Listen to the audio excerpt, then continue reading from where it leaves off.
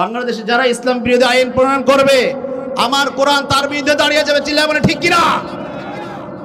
শুনে নাও কুষ্টিয়াবাসী, সবাইকে স্পষ্ট ভাষায় বলে দিতে চাই, আমার ৫৬,০০০ বর্গ মাইল দেশ বাংলাদেশকে নিয়ে কেউ ষড়যন্ত্র করার দুঃসাহস দেখাবে না। এ দেশ যুবকদের দেশ। যুবকরা চাইলে স্বৈরাচারের পতন ঘটাতে পারে। কথা বলে ঠিক কিনা? যুবকরা চেয়েছে সিরিয়ার পতন ঘটেছে, যুবকরা চেয়েছে শ্রীলঙ্কায় বিজয় হয়েছে, যুবকরা চেয়েছে বাংলাদেশের বুকে নাস্তিক মুরতাদ কাফের বেদিন দেশ ছেড়ে ভারতে পালাতে বাধ্য হয়েছে। কথা বলে ঠিক কিনা?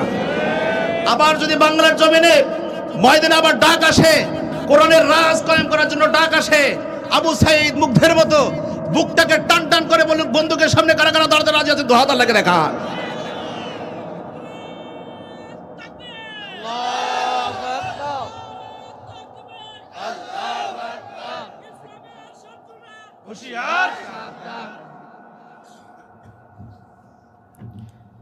ময়দানে যদি আবার ডাক আসে দাঁড়াতে পারবেন তো?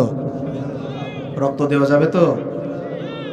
এমন দুঃশাসন আমরা দেখেছি। প্রত্যেকদিন ফজরের নামাজ পড়তাম আর আল্লাহর কাছে দোয়া করতাম, আল্লাহ এই জগত্তল পাথরকে আর সরবে নাকি? ঠিক কিনা বলেন? এমনি এমনি তো আমাদের বিজয়টা আসেনি। গতকালকে বিজয়ের দিন গিয়েছে, ঠিক কিনা? বিজয় তো আমাদের হয়নি। তারা মুখের ভিতর ফেনা তুলে ফেলতো স্বাধীনতার চেতনা বলে, ঠিক কিনা বলেন? কিন্তু ৭১ সালের পর থেকে ৫৪ বছর ৫৪তম দিবস পালন হয়েছে, বিজয় দিবস, ঠিক কিনা? আমরা কি ৫৪টি বছর আমরা কি স্বাধীনতা পেয়েছিলাম? ৭১-এর পর থেকে আওয়ামী লীগ এসেছে, বাংলাদেশের মানুষকে কল্যাণ দিতে পারে নাই। বিএনপি এসেছে, কল্যাণ দিতে পারে নাই। জাতীয় পার্টি এসেছে, বাংলাদেশের মানুষকে কল্যাণ দিতে পারে নাই। এই বাংলাদেশে কিয়ামত পর্যন্ত মানুষের তন্ত্র মন্ত্র দিয়ে সমাজ চলবে, মানুষ শান্তির মুখ দেখবে না। আল্লাহর কোরআন যদি সমাজে বাস্তবায়িত হয়ে যায় তবেই মানুষ শান্তি পাবে। কথা বলেন ঠিক কিনা? এই জন্য আমরা সংসদে কোরআন দেখতে চাই। আপনারা চান তো? আবু জেহেল একটা স্লোগান দিত, কোরআনের আলো ঘরে ঘরে জালো। এটা কিন্তু মুসলমানদের স্লোগান নয়, এই স্লোগানটা হচ্ছে আবু জেহেলের স্লোগান। কারণ ঘরে ঘরে জ্বালাও কোনো সমস্যা নাই। আমরা কি বলি, ভুল করে এটা বলি, আমাদেরকে বলানো হয় ষড়যন্ত্র করে। কথা বলে ঠিক কিনা? এই স্লোগান দেওয়া যাবে না। আমরা স্লোগান দেব, আল কোরআনের আলো সংসদে জ্বালো। সংসদে জ্বললেই তো সমাজ জ্বলবে, সংসদে জ্বললেই তো সমাজ উন্নয়ন হবে, সংসদে জ্বললেই তো যারা টাকা লুট করেছে তারা কারাগারে ঢুকবে। কথা বলে ঠিক কিনা? খুব দুঃখজনক ব্যাপার। আমরা দেখেছি যারাই অন্যায়ের বিরুদ্ধে কথা বলেছে, যারা জুলুম নির্যাতনের বিরুদ্ধে কথা বলেছে, দুঃশাসনের বিরুদ্ধে কথা বলেছে, তাদেরকে কারাগারে ঢুকানো হয়েছে। জাতির বিবেক, জাতির রাহবার, আমাদের প্রিয় আল্লামা মামুনুল হককে কারাগারে দেওয়া হয়েছে কিসের জন্য? মূর্তির বিপক্ষে কথা বলেছে। আমাদের প্রিয় আল্লামা আমির হামজাকে কারাগারে দেওয়া হয়েছে কিসের জন্য? তিনি হকের পক্ষে কথা বলেছেন। কথা বলে ঠিক কিনা? অসংখ্য আলেম উলামাকে তারা কারাগারে নিক্ষেপ করেছে, তার কারণ হলো তারা দুঃশাসনের বিরুদ্ধে কথা বলেছে, তাদের বিরুদ্ধে দাঁড়িয়েছে, দুঃশাসন নির্যাতনের বিরুদ্ধে কথা বলেছে, এই জন্য তাদেরকে ধরে ধরে আয়না ঘরে বানিয়েছে। কথা বলে ঠিক কিনা? আমরা এই দেশে আর আয়না ঘরে দেখতে চাই না। আমি মনে করি কত দুঃখ লাগে।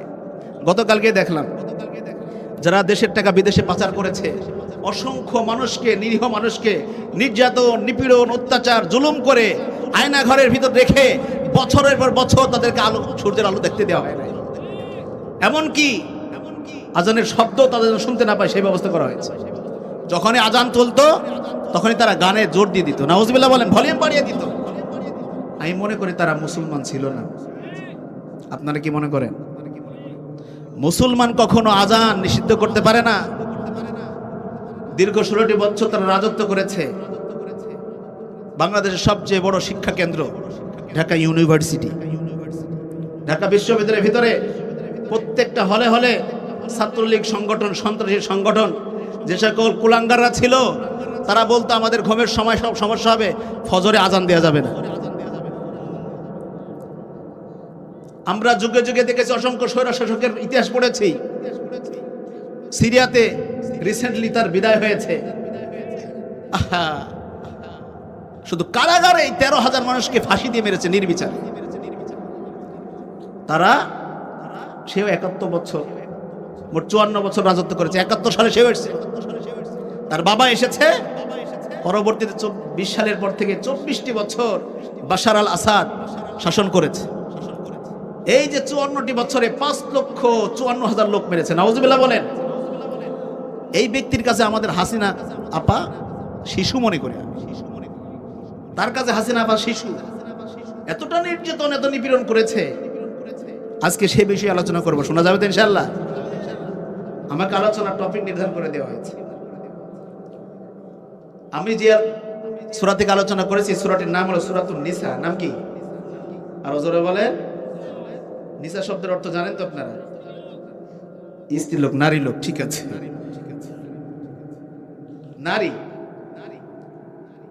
এই সূরাটা অবতীর্ণ হয়েছে কোথায় জানেন তো আপনারা? মদিনায়। কোথায়? মদিনায় অবতীর্ণ হয়েছে। এই সূরাটির আয়াত সংখ্যা কত জানেন? 170টি। কতটি? 170টি আয়াত। সূরাতুন নিসার 135 নম্বর আয়াত। তার প্রেক্ষিতে কিছু কথা বলবো ইনশাআল্লাহ। আল্লাহ রাব্বুল আলামিন বলেন, ইয়া আইয়ুহাল্লাযীনা আমানু কুনু কাওয়ামিনা বিল কিসতি শুহাদাআ লিল্লাহ। আল্লাহু আকবার। আরো জোরে আল্লাহু আকবার। আল্লাহ রাব্বুল আলামিন গোটা বিশ্ববাসীকে ডাক দিয়ে বলেন, বিশ্ববাসী শোনো শোনো, ইয়া আইয়ুহাল্লাযীনা আমানু, হে ঈমানদারেরা, কুনু কাওয়ামিনা বিল কিসতি শুহাদাআ লিল্লাহ, তোমরা নিজেরা ন্যায়ের উপর প্রতিষ্ঠিত থাকো।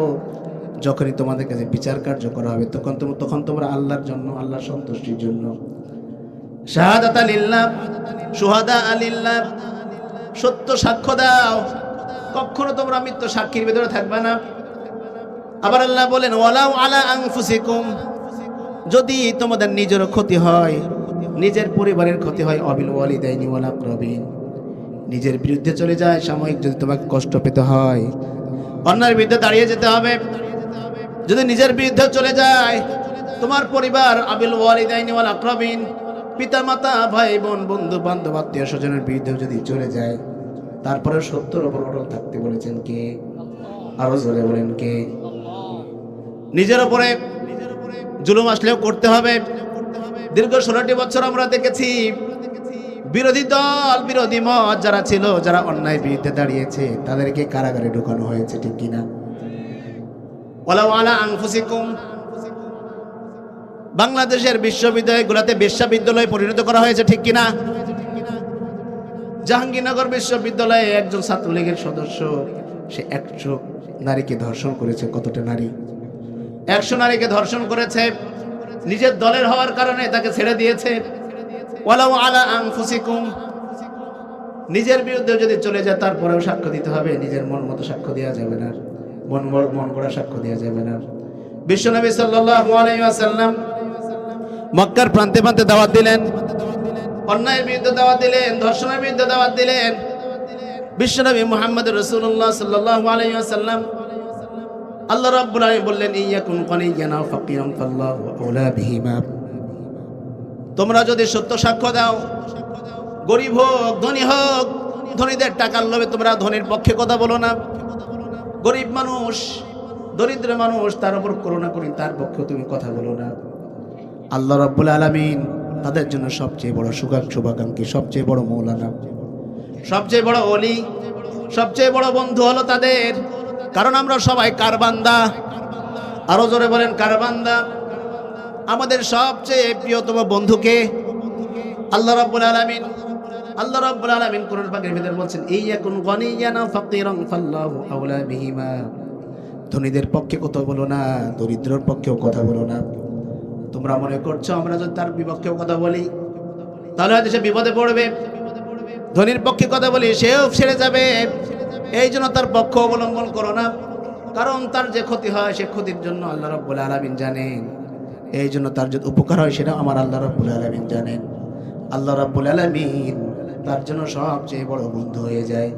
এই জন্য আল্লাহ রাব্বুল আলামিন কোরআন পাকের ভিতরে বলছেন, ইন্নামা ওয়ালিয়্যুকুমুল্লাহু ওয়া রাসূলুহু ওয়াল্লাযীনা আমানুল্লাযীনা ইউকিমুনাস সালাহ ওয়া ইউতুনাস যাকাত। আল্লাহ রাব্বুল আলামিন বললেন, পৃথিবীর ভিতরে সবচেয়ে বড় বন্ধু হলো আল্লাহ রাব্বুল আলামিন। সুবহানাল্লাহ পড়েন। নিশ্চয় আমি আল্লাহ রাব্বুল আলামিন বান্দাদের জন্য সবচেয়ে বড় বন্ধু, আর সবচেয়ে বন্ধু হলো আল্লাহ রাব্বুল আলামিন নবী বিশ্বনবী রাসূলুল্লাহ সাল্লাল্লাহু। আল্লাহ রাব্বুল আলামিন বললেন আমি বান্দার জন্য সবচেয়ে বড় বন্ধু হয়ে যাই। বান্দা যখন বিপদে পড়ে আমি তাকে রক্ষা করি, ঠিক কিনা? আচ্ছা বলেন তো, এই পৃথিবীতে অসংখ্য নবী এসেছিলেন, প্রত্যেকটা নবী বিপদে পড়েছিলেন।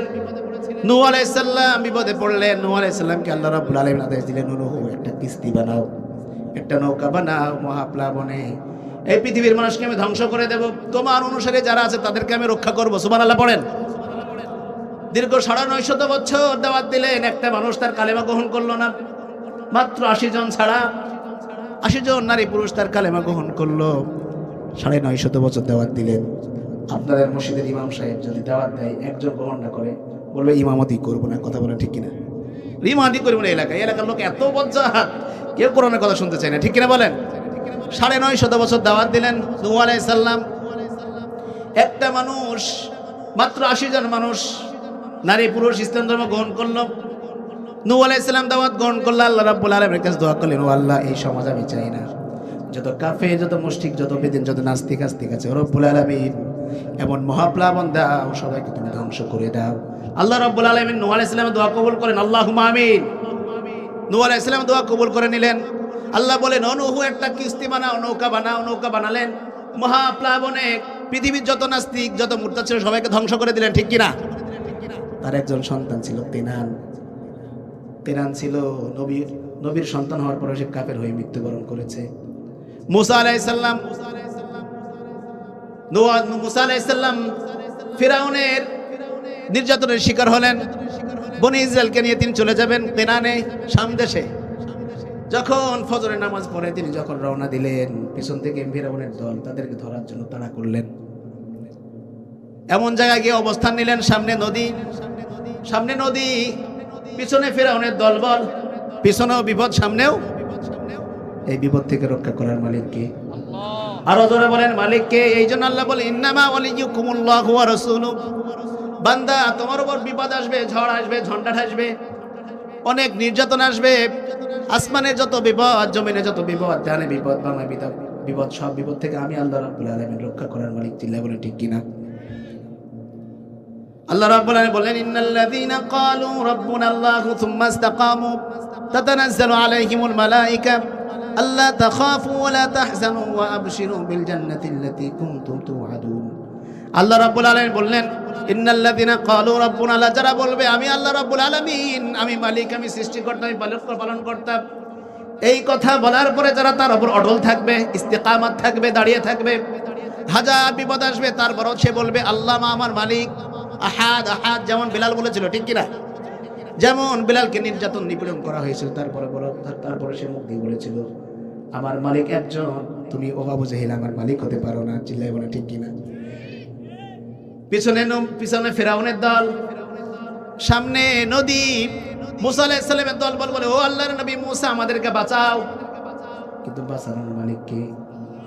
মুসাও মনে মনে ভাবে আমি তো বাঁচাতে পারি না, বাঁচাই কে?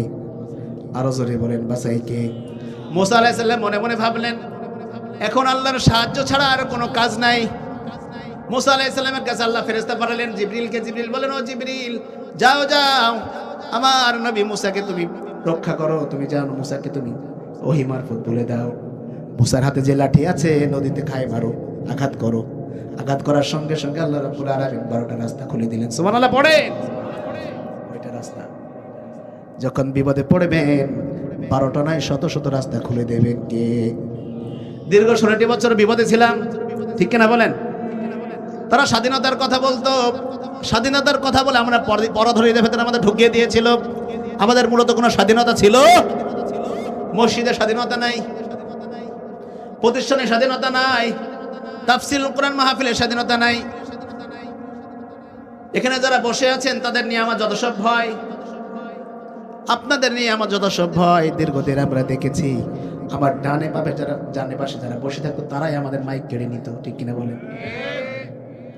এলাকায় হিন্দু থাকলে হিন্দুর পুত্র কোনো সাহস নাই আমার মাইক কেড়ে নিতে পারে, বৌদ্ধের কোনো সাহস নাই আমার মুখ থেকে মাইক কেড়ে নিতে পারে। কোনো অমুসলিমের সাহস নাই এখানে এসে আমার কণ্ঠকে রোধ করতে পারে। আমাদের মতো কিছু মানুষ, মুসলমান নামধারী কিছু কুলাঙ্গার আমাদের কাছ থেকে মাইক কেড়ে নিত, দলের পড়াই করে, ঠিক কিনা বলেন? সেই বিপদ থেকে আল্লাহ আমাদের রক্ষা করেছেন, চিল্লায় বলে ঠিক কিনা? 16টি বছর দুঃশাসনে ছিলাম, আল্লাহ রাব্বুল আলামিন আমাদের জন্য করুণা করেছেন, সাহায্য করেছেন। এই জন্য আল্লাহ বলে ইন্নাল্লাযিনা ক্বালু রাব্বুনা আল্লাহ, তোমরা যদি নিশ্চয় আল্লাহ রাব্বুল আলামিনকে প্রভু হিসেবে মেনে নাও, আবার তার উপর অটল থাকো, দিনের উপর ইস্তিকামাত থাকো, তাতানাজ্জালু আলাইহিমুল মালায়েকা, আল্লাহ রাব্বুল আলামিন বললেন তোমরা যখন কালিমা পড়বা লা ইলাহা ইল্লাল্লাহ, ঠিক কিনা? লা ইলাহা ইল্লাল্লাহ পড়ার মানে শুধু আল্লাহ ছাড়া কোনো মাবুদ নাই এটাই নয়। লা ইলাহা ইল্লাল্লাহ পড়ার মানে হলো পৃথিবীতে আল্লাহ রাব্বুল আলামিন যা কিছু হারাম করেছেন, এই কালিমা পড়ার সঙ্গে সঙ্গে সব কিছু হারাম বলে সাব্যস্ত করতে হবে, ঠিক কিনা? কালিমা যখন বললেন লা ইলাহা ইল্লাল্লাহ, পড়ার সঙ্গে সঙ্গে আল্লাহ রাব্বুল আলামিন যা কিছু হালাল করেছেন সব হালাল ভাবে মেনে নিতে হবে। রাব্বুল আলামিন বললেন ওমা আতাকুমুর রাসূলু ফাখুযু ওমা নাহাকুম আনহু ফান্তাহু। আল্লাহু আকবার। আল্লাহ বললেন গোলাম, আমার নবীকে আমি যা দিয়েছি, যেটা তোমাকে আদেশ করেছে সেটাই তোমরা মেনে নাও, আর যেটা তোমাদেরকে নিষেধ করেছে সেটা ছেড়ে দাও। যদি এই কাজটা তোমরা করতে পারো, আসমান থেকে বিপদ আসবে আমি আল্লাহ রাব্বুল আলামিন রক্ষা করব, জমিন থেকে বিপদ আসবে রক্ষা করব, ডানে থেকে বিপদ, বামে থেকে বিপদ, সব জায়গা থেকে আমি রক্ষা করব। চিল্লায় আমরা ঠিক কিনা? রক্ষা করা মালিককে। পেছনে ফিরাউনের দল, সামনে নদী। আল্লাহ নবীকে আদেশ করা হলো মুসা, তোমার হাতে যে লাঠি আছে লাঠিটা নদীতে আঘাত করো, পানিতে আঘাত করো। আঘাত করার সঙ্গে সঙ্গে আল্লাহ রাব্বুল আলামিন করুণা করে 12টি রাস্তা করে দিয়ে বলেন আল্লাহু আকবার। কয়টা রাস্তা? আল্লাহ রাব্বুল আলামিন আমাদের অসংখ্য রাস্তা করে দিয়েছে, ঠিক কি না? এমন উন্মুক্ত ভাবে কথা বলতে পারছি, এটার জন্য আল্লাহ শুকরিয়া বলে আলহামদুলিল্লাহ। এই কথাগুলো আমরা করতে পারি নাই।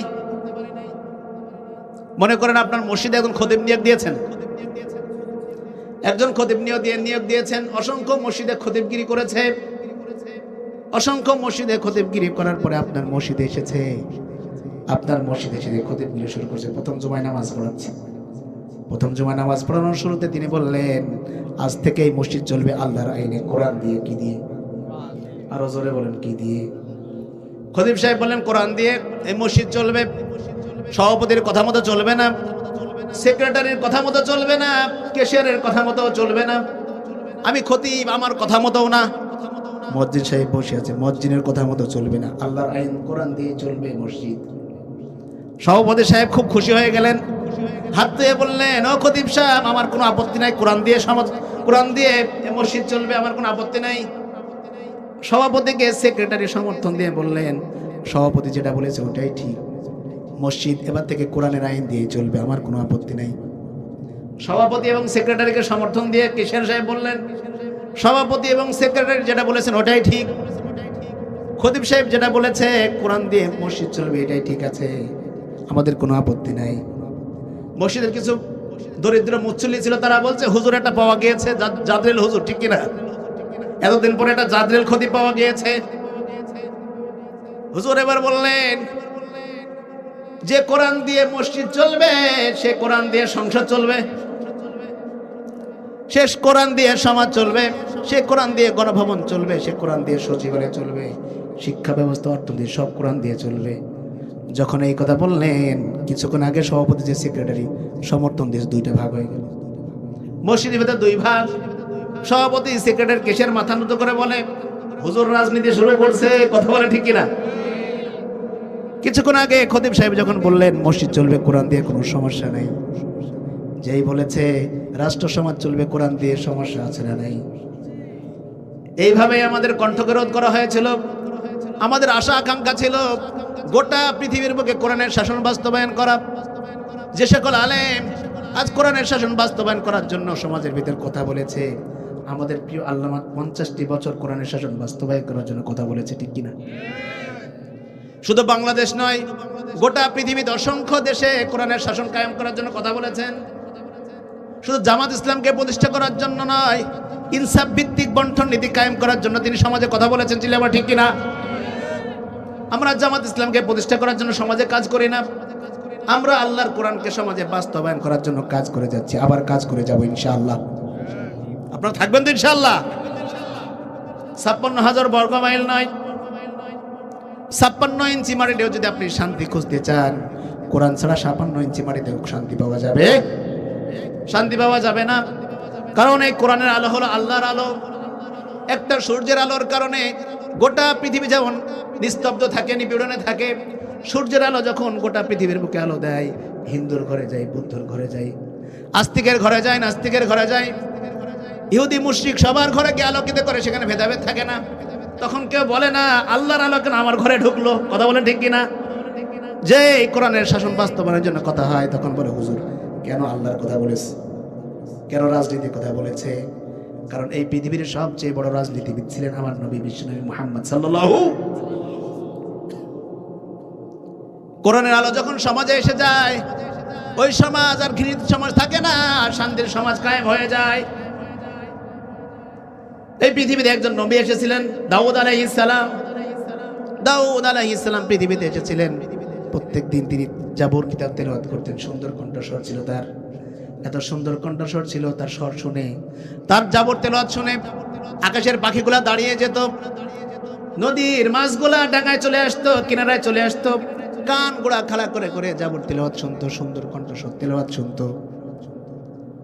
জেলেরা সুযোগ পেয়ে গেল, জেলেরা মনে মনে ভাবলো এই সুযোগ তো কখনো পাই নাই, এত জাল দিয়ে মাছ ধরেছি, কখনো তো কোনো মাছকে ডাঙায় আসতে দেখি নাই, আজকে ডাঙায় এসছে, ধরার একটা সুযোগ পাইছি। জেলেরা মনে মনে ভাবে এই সুযোগে যদি মাছ ধরে আমাদের অনেক লাভ হতে পারবো, ঠিক কিনা বলেন? তিনটা ভাগ হয়ে গেল, সমাজের ভিতরে তিনটা গ্রুপ হয়ে গেল। মাছেরা দাউদ আলাইহিস সালামের কাছে কৈফিয়ত করলেন, ও দাউদ আলাইহিস সালাম, ও আমাদের নবী, আমরা জানি আমাদের জন্য, আমাদেরকে ওই জাতির জন্য হালাল করা হয়েছে, আমাদের ধরে ধরে খাবে, এটা ঠিক আছে, কিন্তু অন্তত আপনি আজকে যেদিন তেলাওয়াত করেন এই দিন আমাদের ধরা থেকে বিরত রাখতে বলেন। নূহ আলাইহিস সালাম এই দাউদ আলাইহিস সালাম কি করলেন? নিষেধ করে দিলেন। তার জাতিকে বললেন অন্তত আজকের দিনে তোমরা মাছ ধরা থেকে বিরত থাকো। একটা গ্রুপ বলল নবী বলুক আর যাই বলুক, মাছ আমরা ধরবই ধরবো, নাউজুবিল্লাহ পড়েন। এখন এই গ্রুপ আছে না নাই? আরো জোরে বলেন। প্রশ্ন হলো আমার, 626 জন নেতা কর্মী কিভাবে দেশ থেকে তারা পালিয়ে গেল? কিভাবে দেশ থেকে পালিয়ে গেল? আজ দেখি আমরা কারাগারে যখন এই চোর আর বাটপারদেরকে উঠানো হয়, জামাই আদর করতে করতে উঠানো হয়, কিন্তু আমাদের প্রিয় আল্লামা মামুনুল হক আমির হামজাকে হাতে হাত করে পায়ে বেড়ি দিয়ে উঠানো হতো। কথা বলা ঠিক? চোরদেরকে এই কথা কেন বলা হবে? চোররা কেন এই সুযোগ পাবে? আমি মনে করি পুলিশের ভেতরে এখন চোরের বাটপাররা আছে। কথা বলা ঠিক কিনা? আমি মনে করি এই দেশটাকে লুটে পুটে খেয়েছে পুলিশের দল। যারা এই দলে আছে ওই সকল পুলিশকে এখনো চিহ্নিত করা দরকার আছে না নাই? কারণ পুলিশ বাহিনীকে তারা লুটেরা বাহিনীতে পরিণত করেছিল। এই বাংলাদেশে 16টি বছরে তারা যে অত্যাচার করেছে, সবচেয়ে পুলিশ বেশি অত্যাচার করেছে। কথা বলে ঠিক কিনা? ওই সকল পুলিশ আমরা সমাজে চাই না। আমরা সব সময় বলি আইন শৃঙ্খলায় নিয়োজিত পুলিশ বাহিনী, তারা আইন শৃঙ্খলা করেছে না বেআইনি করেছে? এই দেশটাকে লুটে পুটে খেয়েছে। হারুন নামে একটা কুলাঙ্গার আলেম ওলামাকে ধরার তার টার্গেটই ছিল তাকে। হারুন আঙ্কেল টুনটুনি, ঠিক কিনা? দাউদ আলাইহিস সালাম তার জাতিকে নিষেধ করে দিলেন যে মাছ ধরা যাবে না অন্তত আজকের দিনে, শনিবার, আজকে ইবাদতের দিন, আজকে তোমরা মাছ ধরবে না। তিনটা গ্রুপ হয়ে গেল। একটা গ্রুপ তারা বলল হুজুর যেই বলুক না কেন, দাউদ আলাইহিস সালাম নবী বলুক আর যাই বলুক, মাছ আমরা ধরবই ধরবো। নাউজুবিল্লাহ পড়েন। অনেক সময় দেখবেন মাহফিল চলছে, এমন সময় একজন ব্যক্তি এসে বলে হুজুর এই কথা কেন বললেন? অনেক লোক বলে ভাই অন্তত হুজুর আজকের দিন তার সম্মানের খাতিরে বলতে দিয়ে। টাকা বলে না না এই কথা শোনা যাবে না। কেন বললো হুজুর? কথা বলে ঠিক কিনা? আগামীকাল সকালবেলায় দেখবেন মাসাই গ্যাদারিং আছে না নাই? বলুন হুজুর রাজনীতি করে গেল, ওয়াজ হয়েছে নাকি? কথা বলে ঠিক কিনা? কারণ আমার কোরআনের ভিতরে রাজনীতি আছে না নাই? বিশ্বনবী মুহাম্মদুর রাসূলুল্লাহ সাল্লাল্লাহু আলাইহি ওয়াসাল্লাম 40টা বছর মক্কার প্রান্তে প্রান্তে দাওয়াত দিলেন। সুদ, ঘুষ, জিনা, ব্যভিচার একটাও তিনি বের করতে পারলেন না। 40টা বছর নবুয়তের আগ মুহূর্তে তিনি বিচলিত ছিলেন জাহিলি সমাজ নিয়ে। তার প্রতিবেশীদেরকে নিয়ে তিনি বিচলিত ছিলেন, সবসময় দুঃখ আর কষ্টে থাকতেন। এই সমাজকে কিভাবে শান্তি দেওয়া যায়, ঠিক কিনা বলেন? আমার নবী শান্তি দেওয়ার জন্য চেষ্টা করেছেন, কাফেররা তাকে তাড়ানোর চেষ্টা করেছে। কথা বলেন ঠিক কিনা? আমরা সমাজের মানুষকে মসজিদমুখী করার চেষ্টা করেছি, তারা ওই মূর্তিমুখী করার চেষ্টা করেছে। কথা বলেন ঠিক কিনা? আমরা মানুষকে ডেকেছি, আসেন মসজিদে আসেন, নামাজ পড়েন। তারা বলছে ওই উপজেলার প্রান্তে প্রান্তে সব মূর্তি বানা। কথা বলেন ঠিক কিনা? আপনি জানেন এই মূর্তি বানানো, সাধারণ মূর্তি বানানোর জন্য কত কোটি কোটি টাকা খরচ? প্রত্যেক বছর এই যে ফুল দেয়, এই ফুল দেয়, তার কবরস্থানে ফুল দেয়, কত কোটি কোটি টাকা খরচ জানেন না? 500 কোটি টাকা। আরে এই কোটি কোটি টাকা দিয়ে যারা রাস্তাঘাটে বাজারে এখন রাতে শীতের বেলায় যারা বিবস্ত্র হয়ে শুয়ে আছে, তাদের যদি কম্বলের ব্যবস্থা করা হতো তাও ভালো হতো। কথা বলে ঠিক কিনা? অন্তত আমার দেশের মানুষ পোশাক পেত। বঙ্গবন্ধু একটা কথা বলেছেন, শেখ মুজিব 7.5 কোটি মানুষ, 7.5 কোটি কম্বল, আমারটা কই? তিনি দুঃখ করে বলেছিলেন, সবাই পেল সোনার খনি, আমি পেলাম চোরের খনি। কারণ সেই চোরের খনি এখনো জিয়ে আছে, এ যায় নাই। কারণ চোর কখনো দেশ থেকে বিতাড়িত হয় না, আমাদের স্তরে স্তরে চোর ঢুকে পড়েছে। কথা বলেন ঠিক কিনা? কোন কথা বলছিলাম? দাউদ আলাইহিস সালাম, ঠিক কিনা? দাউদ আলাইহিস সালাম বললেন, হে আমার জাতি, আজকে অন্তত মাছ ধরো না, আজকে মাছ ধরা থেকে তোমরা বিরত থাকো, আজকে তোমরা মাছ ধরতে পারবে না। ওই দলরা বলল, নবী বলুক আর যাই বলুক, মাছ আমরা ধরবই ধরবো, কারণ আজকে মাছ ধরতে পারলে আমাদের ব্যবসা জমজমাট। ঠিক কিনা বলেন? আমাদের ব্যবসা জমজমাট হয়ে যাবে। দাউদ আলাইহিস সালাম বিরত রাখার জন্য চেষ্টা করলেন। আর একটা গ্রুপ বলল, আমরা মাছ ধরবো না, মাছ কাউকে ধরতেও দেবো না। সুবহানাল্লাহ পড়ে। এরা হলো মুমিন জাতি। এই জন্য আমরা সমাজের ভিতর দেখেছি, যারা মানুষকে অন্যায় করে মারতে গিয়েছে, বাধা দিয়েছে, নিজেও মারে নাই, কাউকে মারতেও দেয় নাই। আছে না নাই? আর একটা গ্রুপ ছিল, বলে ওই জামাত করে ওর নামে মামলাতে ঘরে শুতে পারবে না। আছে না নাই? এই সকল কুলাঙ্গার প্রত্যেকটা অঞ্চলে আছে, এই সকল গাদ্দার সব অঞ্চলে আছে। বাংলাদেশে যারাই আমলিগ করে তারা কি মার খাইছে? সবাই। বাংলাদেশে অসংখ্য মানুষ, সবাই তো আমলিগ হয়েছিল, মানুষও ছিল না, সব আমলিগ। বিগত 16 বছর সব আমলিগ হয়ে গিয়েছিল। কিছু কিছু হুজুরও সুবিধাবাদী। ঠিক না বলেন? বিশ্বনবী বললেন, আমি তোমাদের জন্য যা নিয়েছি সেটাই পালন করো, যেটা নিষেধ করেছি ছেড়ে দাও। কিন্তু কিছু কিছু সুবিধাবাদী হুজুর ছিল, তারা বলে আমরা কৌশল অবলম্বন করেছি। কৌশল? কথা বলে ঠিক কিনা? এ লাগে মানে কোন হুজুর ছিল নাকি? ছিল ছিল। আপনি তো বোঝেন না, এই কৌশল না অবলম্বন করলে পিচ বাজবে না। আছে না নাই? কিন্তু আল্লাহ কি বললেন? সুম্মাস্তাকামু তাতানাজ্জাল, আমি প্রতিপালক, আমি সৃষ্টিকর্তা, আমি বিপদ থেকে তোমাকে রক্ষাকারী, এটা তোমাকে বিশ্বাস করতে হবে। সামান্য মানুষের বিপদ থেকে তুমি বিপদ থেকে বাঁচার জন্য কৌশল অবলম্বন করো। আমিও কৌশল অবলম্বন করলাম। তারা চেয়েছিল 41 বছর, আমি 24 রানে অল আউট। কথা বলে ঠিক কিনা? তারা মনে করেছিল আমরা 41 সাল আমাকে তাড়াবে কে? পুলিশ আমার, বিজিবি আমার, আর্মি আমার, সকল প্রশাসন আমার, আমাকে তাড়াবে কে? আল্লাহ বলেন, অমাকারু অমাকার আল্লাহ, তোমরাও কৌশল করো, আমার কৌশল সবচেয়ে উত্তম কৌশল, আমার কৌশলের হাত থেকে তোমরা কেউ রেহাই পাবে না। আল্লাহ রাব্বুল আলামিন কৌশল করলেন। আল্লাহ রাব্বুল আলামিন কৌশল করার সঙ্গে সঙ্গে 24 রানে অল আউট হলে ভারত। ঠিক কিনা বলেন? সাহস নিয়ে দাঁড়িয়েছো তাই মুক্ত হয়েছে জমিন, সাহস নিয়ে তুমি দাঁড়ালে আর একবার কায়েম হয়ে যাবে দিন। ঠিক কিনা? সাহস নিয়ে দাঁড়িয়েছো তাই মুক্ত হয়েছে জমিন, সাহস নিয়ে তুমি দাঁড়ালে আর একবার কায়েম হয়ে যাবে দিন। যারা ভেবেছিল ছাড়বে না আর ক্ষমতার ওই মসনদ, দেখেছে তারা রবের পাকড়াও কি করে হলো নাস্তানা বুঝছিলে। ঠিক কিনা? যারা ভেবেছিল ছাড়বে না আর ক্ষমতার ওই মসনদ, দেখেছে তারা রবের পাকড়াও কি করে হলো নাস্তানাবুদ। তাই নয় নয় নয় আর কোনো ভয়, আনতে হবে দিনের বিজয়। ছিল আমরা ঠিক কিনা? তাই নয় নয় নয় আর কোনো ভয়, আনতে হবে দিনের বিজয়। মানুষের সাথে যারা করেছে দুশ্মনী, করেছে বাড়াবাড়ি, দেশের বুকে তাদের হয়নি তো জায়গা, যেতে হলো দাদার বাড়ি। কথা বলে ঠিক কিনা? মানুষের সাথে যারা করেছে দুশ্মনী, করেছে বাড়াবাড়ি, দেশের বুকে তাদের হয়নি তো জায়গা, যেতে হলো মামার বাড়ি।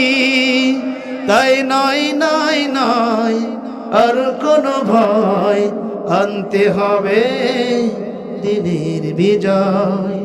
সাহস নিয়ে দাঁড়িয়েছ তাই মুক্ত হয়েছে জমিন, সাহস নিয়ে তুমি দাঁড়ালে আর একবার, কায়েম হয়ে যাবে দিন। ছিল আমরা ঠিক কিনা? বাংলার জমিন আবার দিন কায়েম করার জন্য যদি ময়দানে ডাক আসে, আবু সাইদ মুগ্ধের মতো, আল্লামা সাইদির মতো, আল্লামা মামুন হকের মতো আবার কারাগারে যেতে রাজি আছেন? কারাগারে দুহাত আল্লাহকে দেখান।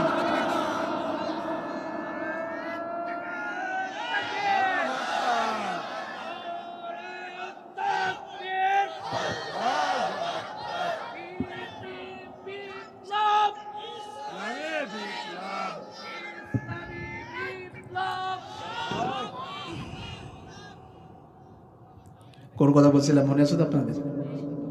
দাউদ আলাইহিস সালাম তার জাতিকে নিষেধ করলেন, কিন্তু শুনলো না। নবী বলুক আর যেই বলুক মাছ আমরা ধরবই ধরবো। আর একটা গ্রুপ তারা বললো মাছ আমরা ধরতেও দেবো না, নিজেরাও ধরবো না। আর একটা গ্রুপ হলো তারা অরাজনৈতিক পরেশগার মানুষ, সাথেও নাই পাশেও নাই, যে যা করছে করুক, লা ইলাহা ইল্লাল্লাহ ওয়া দাখালাল জান্নাহ। কথা বলেন ঠিক কিনা? অরাজনৈতিক পরেশগার যখন সমাজের ভিতর অনৈতিক কাজ করেছে, ধর্ষণ করেছে, গুম করেছে, হত্যা করেছে, জুলুম নির্যাতন করেছে, এক শ্রেণীর মানুষ তারা বলেছে এটা করলি কেন, আমরা করতেও দেব না, নিজেরাও করবো না। আর অরাজনৈতিক পরেশগার লোকগুলা বলে তোমারও তো চুল উঠছে কিসের জন্য, তুমি ওকে কিসের নিষেধ করলা? আছে না নাই? তুমি কেন এত চুলকানি তোমার? জেলে যাওয়ার ভয়, জেলে যাওয়ার তোমার ডর হয়েছে নাকি? আছে না নাই? তারা নিজেরাও নিষেধ করবে না, অন্য কেউ কি করবে না, করতে দেবে না। অরাজনৈতিক পরেশগার মানুষ। আল্লাহ রাব্বুল আলামিন এই তিন জাতির ভেতরে দুইটা জাতিকে ধ্বংস করে দিলেন, দুইটা গ্রুপকে ধ্বংস। যারা নিজেরা করলো এবং তারা নিষেধ করলো না, নিজেরাও করলো না, নিষেধও করলো না, এই জাতিকে আল্লাহ ধ্বংস করে দিলেন। আল্লাহ সব এই ব্যক্তিগুলাকে বানরে পরিণত করে দিলেন। আল্লাহ রাব্বুল আলামিন তাদেরকে বানরের মুখ দিয়ে দিলেন, পশু বানিয়ে দিলেন। কিসের জন্য? অরাজনৈতিক পরাজয়, তারা তো কোনো অন্যায় করে নাই, কিন্তু চুপ ছিল। সমাজ যখন ভেঙে যায়, সমাজ যখন নষ্ট হয়ে যায়, মূর্খ মানুষের জন্য সমাজ নষ্ট হয় না, শিক্ষিত কিছু মূর্খ আছে যারা চুপ থাকে, তার জন্য সমাজ ধ্বংস হয়ে যায়। কথা বলে ঠিক কিনা? মূর্খ মানুষ তো কিছুই বোঝে না, কিন্তু সুবিধাবাদ জিন্দাবাদ আছে না নাই?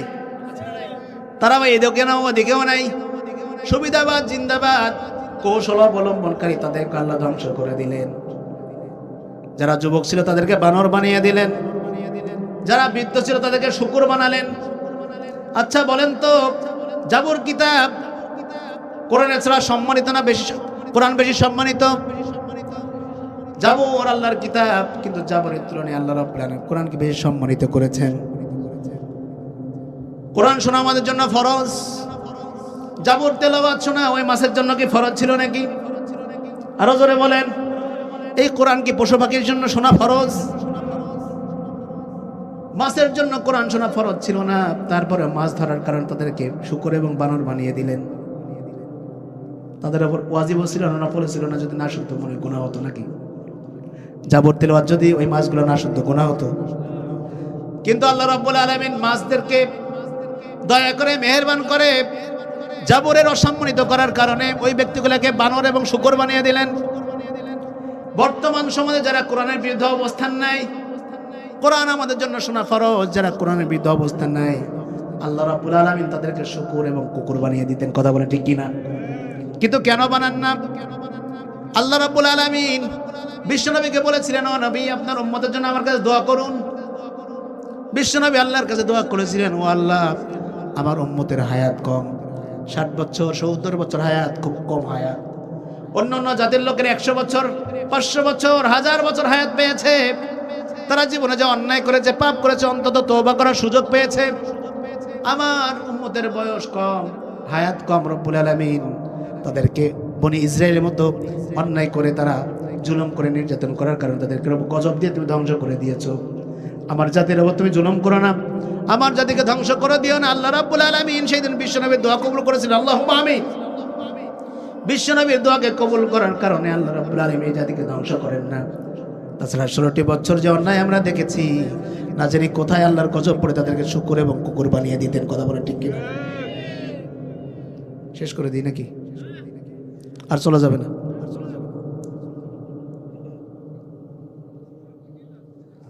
শেষ করে দিই নাকি? এই জন্য আল্লাহ রাব্বুল আলামিন আমার জন্য কোরআন নাজিল করেছেন। শুধু কোরআন নাজিল করে শেষ করে দেননি, তিনি বললেন লাকাদ কানা লাকুম ফি রাসূলিল্লাহি উসওয়াতুন হাসানাহ। আমার নবী বিশ্বনবী তোমাদের জন্য হলো মডেল। আমার নবী যা কিছু করেছে তোমরা পুঙ্খানুপুঙ্খ তার অনুসরণ করো। বিশ্বনবীকে আল্লাহ রাব্বুল আলামিন কি করেছেন? শ্রমিকের কাজ করিয়ে নিয়েছেন। আমার নবী দিন মজুরি করেছেন। আমার নবী প্রধানমন্ত্রী ছিলেন, রাষ্ট্রপ্রধান ছিলেন, বিচারপতি ছিলেন, রাষ্ট্রপতি ছিলেন। আমার নবী সব কাজ করেছেন। এই জন্য আপনাদের সমাজের ভেতর কেউ দিনমজুর বলতে পারে, তিনি তো ভিআইপি ছিলেন, তিনি তো আমাদের মডেল হতে পারেন না, তিনি আমাদের আদর্শ কেমনে হবেন? আল্লাহ রাব্বুল আলামিন এই উত্তর দেওয়ার জন্য বিশ্বনবীকে দিনমজুর কেউ করাইছেন। ঠিক কিনা বলেন? এই যে দিনমজুররা এই কথা বলার সুযোগ নাই, তিনি আমাদের আদর্শ কিভাবে হবে, তিনি আমাদের আদর্শ কেমনে হতে পারেন? এমনকি বিশ্বনবীকে দিয়ে আল্লাহ রাব্বুল ছাগলও চড়িয়ে নিয়েছেন। চিল্লায় বলেন ঠিক কিনা? এখন যারা পশুপালন করে তারা বলতে পারবে না বিশ্বনবী আমাদের মডেল কিভাবে। তিনি তো কখনো ছাগল চড়ান নাই, তিনি কখনো শ্রমিক হন নাই, কোনো দিন মজুর হন নাই, এই কথা বলার কোনো সুযোগ। আবার ভিআইপি যারা তারা বলতে পারবে না তিনি তো দিন মজুর ছিলেন, তিনি তো ছাগল চড়াতেন, তিনি তো নিম্নবিষ্ট মানুষ, নিম্ন পদস্থ মানুষ, তার সাথে আমাদের যায় না, আমরা উচ্চ পদস্থ মানুষ, এই কথা বলার সুযোগ নাই। এই জন্য বিশ্বনবীকে ভিআইপি কাজও করিয়েছেন। বলেন সুবহানাল্লাহ। বিশ্বনবীকে রাষ্ট্রপ্রধান বানিয়েছেন, শ্রেষ্ঠ বিচারক বানিয়েছেন, শ্রেষ্ঠ রাষ্ট্রপতি বানিয়েছেন। আল্লাহ রাব্বুল আলামিন বিশ্বনবীকে সব কাজ করিয়ে নিয়েছেন। এই জন্য আল্লাহ বললেন লাকাদ কানা লাকুম ফি রাসূলিল্লাহি উসওয়াতুন হাসানাহ। বিশ্বনবী হলো তোমাদের জন্য উসওয়াতুন হাসানাহ, সবচেয়ে উত্তম আদর্শের মানুষ। বিশ্বনবী যা কিছু করেছে তোমরাই সেটা করো, বিশ্বনবী যা ছেড়েছে তোমরাই সেটা ছাড়ো। কথা বলে ঠিক কিনা? এই জন্য বিশ্বনবী আমাদের জন্য আদর্শ ছিলেন। বিশ্বনবী আমাদের জন্য কোরআন বাস্তবায়ন করার জন্য চেষ্টা করেছেন। আমাদের চেষ্টা করার দরকার আছে না নাই? বিশ্বনবী সুদকে বিলীন করার জন্য চেষ্টা করেছেন, আমাদের দরকার আছে না নাই? বিশ্বনবী ধর্ষণ ঠেকানোর জন্য চেষ্টা করেছেন, আমাদের ঠেকানোর দরকার আছে না নাই? বিশ্বনবী যত অন্যায় কাজ থেকে বিরত রেখেছেন, আমাদের সেই অন্যায় কাজ থেকে বিরত রাখার দরকার আছে না নাই? এই জন্য আল্লাহ বললেন ওয়ালতাকুম মিনকুম উম্মাতুন ইয়াদউনা ইলাল খায়র ওয়া ইয়া'মুরুনা বিল মা'রুফ ওয়া ইয়ানহাউনা আনিল মুনকার ওয়া উলাইকা হুমুল মুফলিহুন। তোমাদের ভিতরে এমন একটা দল থাকা দরকার, কিয়ামত পর্যন্ত তারা মানুষকে বলবে তোমরা ভালো কাজ করো, সুদ থেকে ফিরে থাকো, খারাপ কাজ থেকে ফিরে থাকো, জিনা ব্যভিচার থেকে ফিরে থাকো। বিশ্বনবী গোটা বিশ্বের বুকে এই কথাগুলো ছড়িয়ে দিলেন। আজও যারা বিশ্বনবীর অনুসারী ওয়ারাসাতুল আম্বিয়া আছে, তাদের কাজ হলো বিশ্বনবীর মতো গোটা পৃথিবীর বুকে অন্যায় কাজ থেকে মানুষকে বিরত রাখা। কথা বলেন ঠিক কিনা? এই জন্য বিশ্বনবী বলেছেন তোমাদের ভিতরে এমন একটা দল থাকবে তারা মানুষকে ভালো কাজের আদেশ দেবে, নামাজ পড়ো, যাকাত দাও, হজ করো। আমরা দীর্ঘ 16টি বছর দেখেছি নামাজ পড়া থেকে বিরত রাখার চেষ্টা করেছে। হজ একটা ধর্মীয় রোকন, সেটা যাতে কেউ না করতে পারে, এবার 7 লক্ষ টাকা বর্ধিত করেছে। কথা বলেন ঠিক কিনা? ধর্মীয় রোকন, ইসলামের সবচেয়ে বড় রোকন হজ, যাতে কোনো মুসলমান হজ পালন না করতে পারে, এই জন্য হজের টাকা বৃদ্ধি করে দাও 7 লক্ষ টাকা। বহির্বিশ্বে যেখানে দেখেন, ভারত যান, পাকিস্তানে যান, 2 লক্ষ টাকার ভিতরে হজ হয়ে যায়। কিন্তু বাংলাদেশের মানুষ কত বড় কুলাঙ্গার দেখেন, বাংলাদেশের কোনো মানুষ কোনো মুসলমান যদি হজ করতে না পারে, এই জন্য কি করেছে, টাকা বাড়িয়ে দাও 7 লাখ, যাতে কেউ দুঃসাহস না করতে হজে যাওয়ার। কথা বলে ঠিক কিনা? আল্লাহ রাব্বুল আলামিন আমাদেরকে জগদ্দল পাথর থেকে রেহাই দিয়েছেন, বলেন আমিন।